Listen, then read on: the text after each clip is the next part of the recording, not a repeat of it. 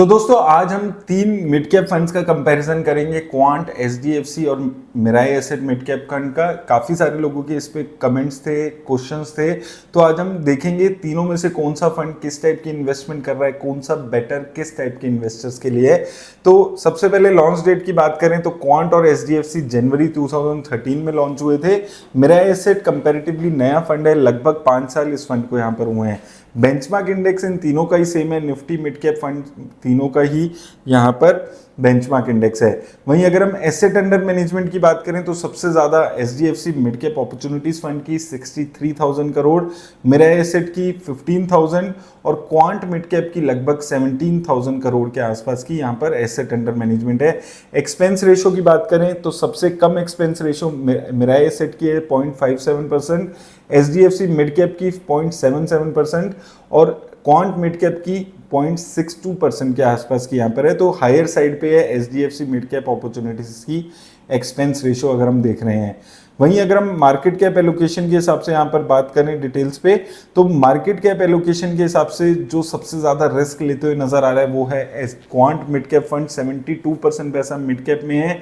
इसके अलावा यहाँ पर देखेंगे तो एचडीएफसी मिड कैप बैलेंस्ड यहाँ पर नजर आता है, 11% लार्ज कैप में, 66% मिड कैप में और 14% पैसा ये स्मॉल कैप कंपनीज में लगा रहा है। मिराई एसेट मिड कैप देखते हैं तो 9% पैसा लार्ज कैप में, मिड कैप में 69% पैसा और स्मॉल कैप में 19% के आसपास पैसा है।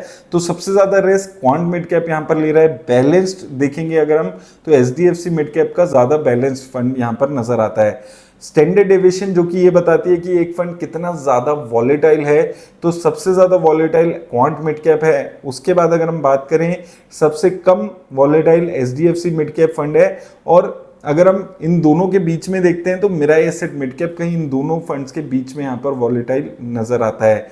शार्प रेशो की बात करें तो सबसे अच्छी रिस्क एडजस्टेड रिटर्न्स दे रहा है जो वो क्वांट मिड कैप है, 1.61 के आसपास की शार्प रेशो है। एचडीएफसी की 1.58 के आसपास की है और मिराई एसेट की 1.29 के आसपास की है। तो यहाँ पर भी अगर आप देखेंगे सबसे ज्यादा रिस्क, बढ़िया रिस्क एडजस्टेड रिटर्न्स वो क्वांट मिड कैप देते हुए नजर आ रहा है।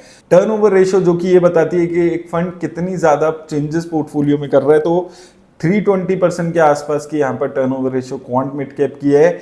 एचडीएफसी और मिराई एसेट की देखेंगे तो एचडीएफसी की 27% है और मिराई एसेट मिड कैप की 62% के आसपास की यहाँ पर टर्नओवर रेशो। तो क्वांट मिड कैप बहुत ज़्यादा चेंजेस पोर्टफोलियो में करता है। लगभग आप मान सकते हैं कि इन्वेस्टमेंट नहीं, ट्रेडिंग करके ये म्यूचुअल फंड यहाँ पर चल रहा है।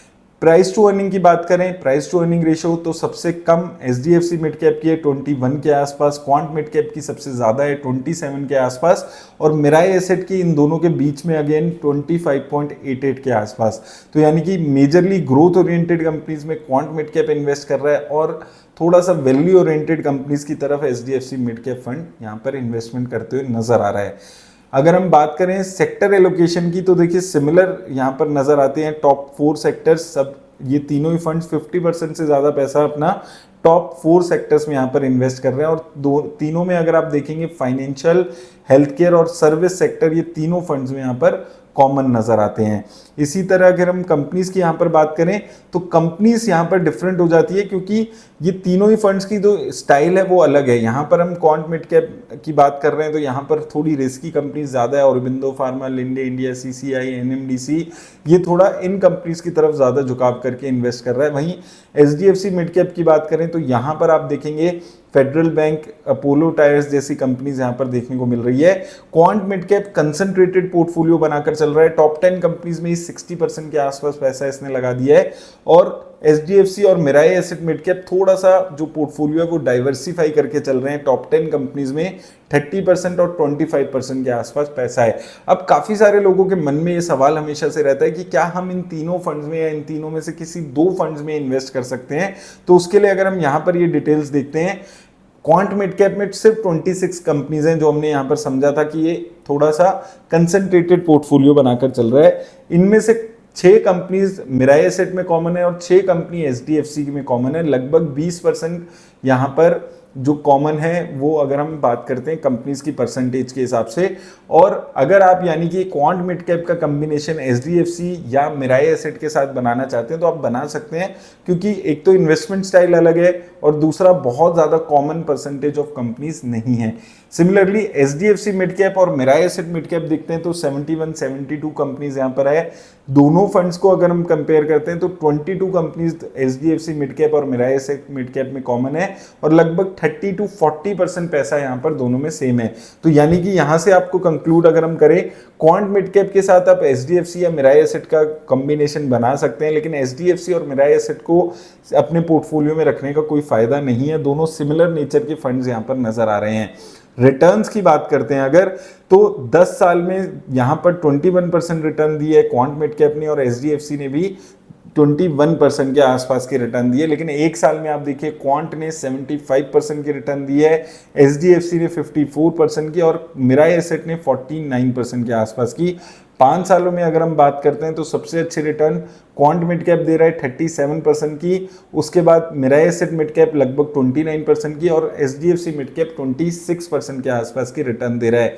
सिमिलरली एसआईपी इन्वेस्टिंग की अगर हम बात करें तो यहाँ पर भी अगर आप देखेंगे तो सबसे अच्छे रिटर्न्स यहाँ पर 5 साल में क्वांट मिड कैप और देता हुआ नजर आ रहा है 42% की, उसके बाद मिराई एसेट मिड कैप 32% की और लास्ट में एचडीएफसी मिड कैप 26% के आसपास की रिटर्न है। एक बार ये डिटेल्स देख लेते हैं, समराइज कर देता हूं मैं आपके लिए ये वीडियो को।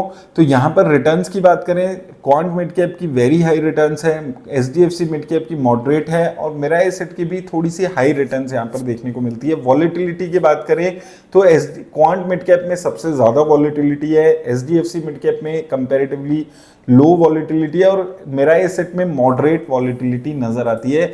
इन्वेस्टमेंट स्टाइल ग्रोथ है क्वांट मिड कैप का, वैल्यू इन्वेस्टमेंट स्टाइल यहाँ पर एचडीएफसी का है और मिराई एसेट का ब्लेंड यहाँ पर नजर आता है इन्वेस्टमेंट स्टाइल, यानी कि ग्रोथ और वैल्यू दोनों का इन्वेस्टमेंट यहाँ पर कर रहा है। पोर्टफोलियो डाइवर्सिफिकेशन की बात करें तो quant mid cap concentrated portfolio लेकर चल रहा है, सिर्फ 20-25 कंपनीज हैं, बल्कि और दूसरी तरफ एचडीएफसी और मिराई एसेट डाइवर्सिफाइड पोर्टफोलियो अपने बनाते हुए चल रहे हैं। तो दोस्तों ये वीडियो को समराइज कर रहा हूं यहाँ पर मैं। क्वांट मिड कैप में अगर आप हाई रिस्क इन्वेस्टर हैं, हाई रिस्क लेना चाहते हैं तो बेटर है।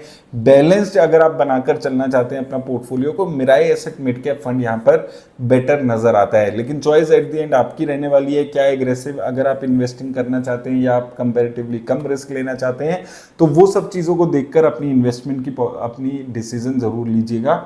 धन्यवाद दोस्तों।